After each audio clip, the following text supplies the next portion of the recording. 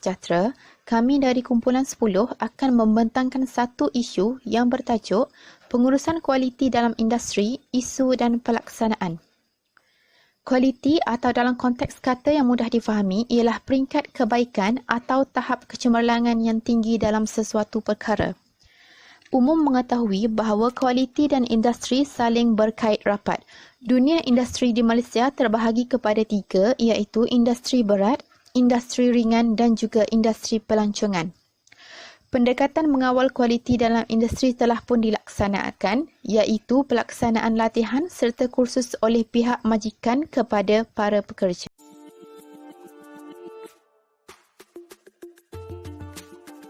Pengurusan kualiti.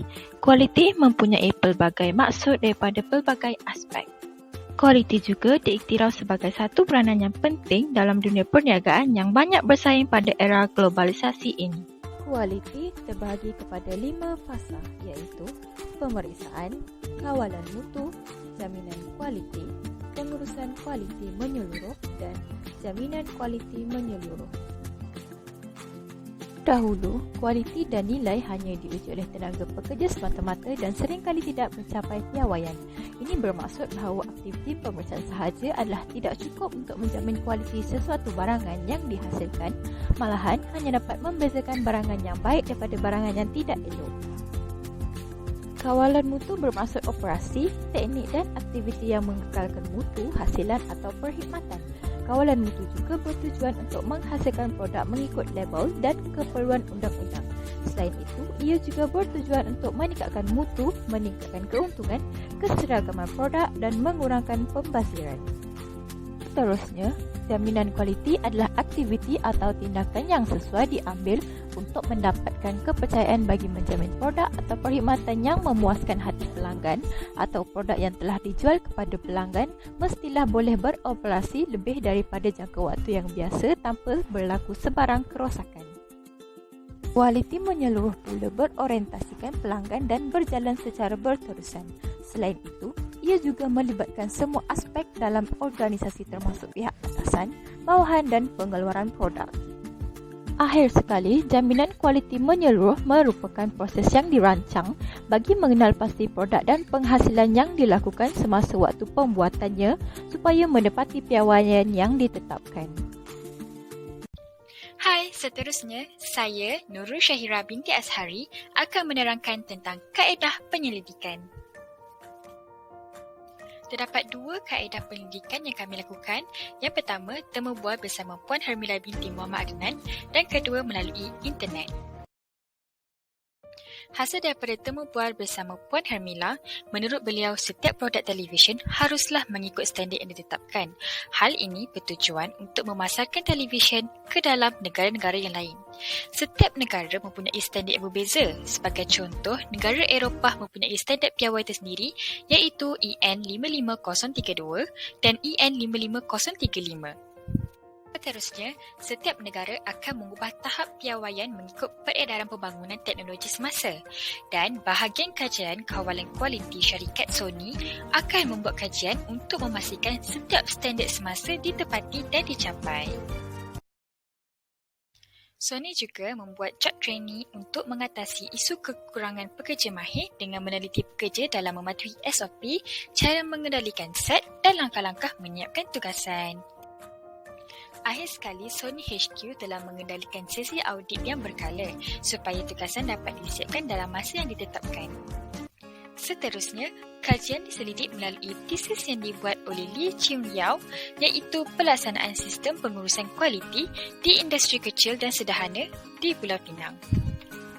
Menurut beliau, sistem pengurusan kualiti sentiasa mengalami perubahan supaya setiap cabaran dapat mengekalkan daya persaingan antara satu sama lain.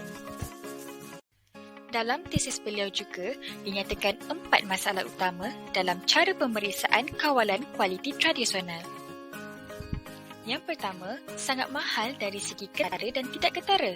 Misalnya, bahan, pekerja, masa, faedah pelanggan dan kehilangan jualan. Kedua, pemeriksaan yang dilakukan semasa proses terlalu lewat. Dan ketiga pula, pemeriksaan yang dilakukan tidak tepat atau bersesuaian kerana setiap pemeriksaan sepatutnya dilakukan oleh pekerja sendiri, bukan oleh inspektor kualiti yang berasingan. Terakhir, kekurangan definisi operasi antara pihak pengurusan atasan dengan inspektor kualiti. Tesis yang kedua dikaji oleh Fazlin Nur Syairah binti Saliman adalah mengenai pelaksanaan sistem pengurusan kualiti dalam pembinaan. Menurut tesis beliau, pengurusan fasiliti merupakan satu skop kerja yang besar dan meliputi pelbagai ciri dan fungsi yang memberikan faedah dan kepentingan kepada organisasi.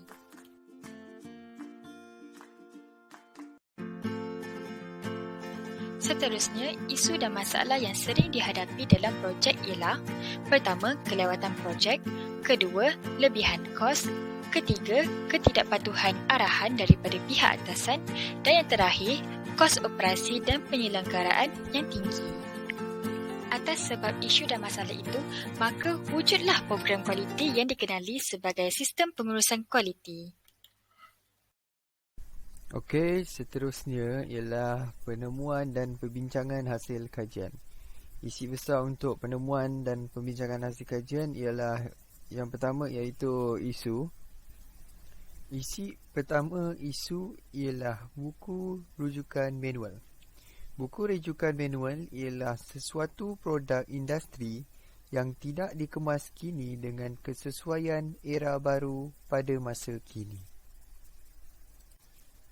Seterusnya, isi kedua isu ialah kekurangan pekerja berkemahiran. Di dalam industri, terdapat pekerja yang kurang berkemahiran dalam mengerjakan sesuatu projek yang berfokuskan kualiti di dalam sesuatu produk. Isi ketiga isu ialah teknologi menguasai industri.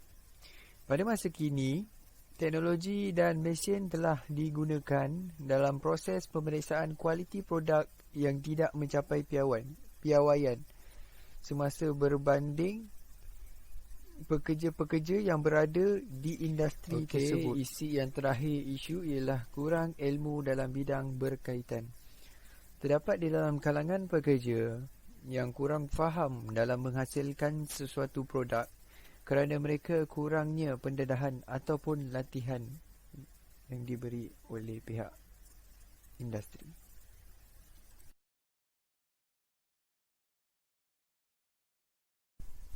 Untuk seterusnya ialah pelaksanaan. Isi pertama pelaksanaan ialah mengemas kini buku panduan manual. Pihak industri perlulah mengemas kini buku rujukan manual bagi sesuatu produk industri yang bersesuaian dengan masa kini atau era baru. Sebagai contoh, penyelia dalam bahagian kualiti akan sentiasa memerhatikan buku manual serta mengubah dalam bentuk yang mudah faham kepada pekerja industri. Isi kedua pelaksanaan ialah mengadakan latihan berkala untuk pekerja. Pihak industri hendaklah mengadakan latihan berkemahiran berkala kepada setiap pekerja di bahagian kualiti supaya mereka mahir dalam bahagian kualiti. Supaya dengan cara ini, kualiti sesuatu produk akan lebih terjamin dan berkualiti. Isi ketiga pelaksanaan ialah pemeriksaan pihak industri. Setiap industri haruslah membuat pemeriksaan bagi setiap produk yang bakal dikeluarkan adalah mematuhi peraturan yang ditetapkan.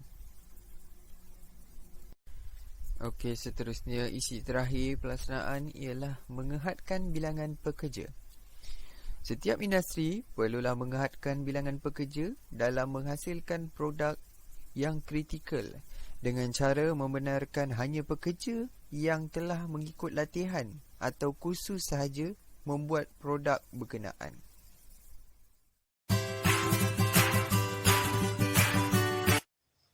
Oleh yang demikian, di sini dapat dirumuskan bahawa pengurusan kualiti adalah suatu aspek yang bertujuan untuk mencapai, mengekalkan dan menambah baik kualiti produk atau perkhidmatan.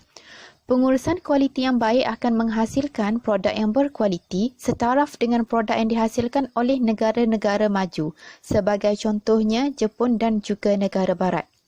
Pengurusan kualiti perlu diambil kira sebagai aspek utama dalam sesebuah industri. International Organization for Standardization (ISO) ataupun Pertubuhan Penstandardan Antarabangsa merupakan piawaian yang diguna pakai dalam pengurusan kualiti. ISO berkait rapat dengan TQM atau lebih dikenali sebagai pengurusan kualiti yang menyeluruh. TQM merupakan satu proses pengurusan kualiti yang berasaskan kualiti yang berorientasikan pelanggan, berjalan secara berterusan dan melibatkan semua aspek organisasi. Antara ISO yang sering diguna pakai ialah ISO 9001. Pelbagai faedah telah digariskan oleh ISO 9001, antaranya mengurangkan tindakan pembetulan yang diambil selepas berlakunya sesuatu masalah. Selain itu, membolehkan organisasi mengenal pasti tugas yang patut dijalankan serta memperincikan tindakan yang perlu diambil. Seterusnya, memberikan kaedah bagi mendokumentkan secara tersusun amalan pengurusan dan cara bekerja. Faedah lain bagi ISO 9001 ialah membolehkan staf menjalankan tugas mereka dengan betul pada kali pertama dan setiap kali, right at the first and every time. Seterusnya, membolehkan organisasi membuktikan kepada pihak yang membuat penilaian bahawa perkhidmatan yang diberi dan sistem yang digunakan adalah terkawal. Di samping itu, membolehkan organisasi membuat keputusan dengan lebih baik melalui maklumat penting. Akhir sekali, membolehkan organisasi mengenal pasti dan mengatasi masalah serta mengelakkannya daripada berulang.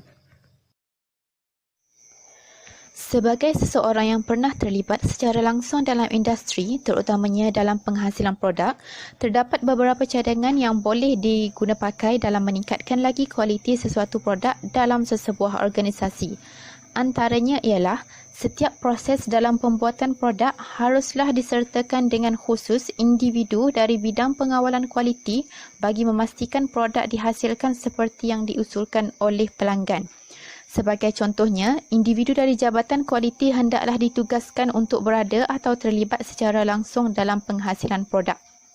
Selain itu, menubuhkan satu sistem untuk merekod produk yang defect atau reject bagi memastikan setiap pihak tidak memandang enteng dengan perkara tersebut.